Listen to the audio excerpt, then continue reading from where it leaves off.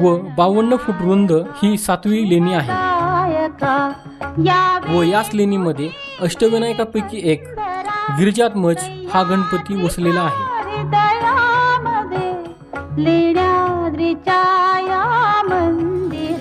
कपिचित बुद्ध लेणी अर्थात लेण्याद्री।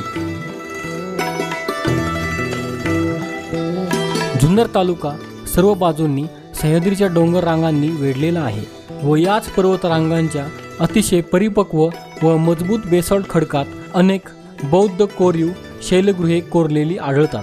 बहुतेक सर्व लेण्यांसमोर ओसरी आहे। 7वे लेणे हे थोडे उंचावर असून जुन्नर लेण्यातील सर्वात प्रशस्त लेणे आहे।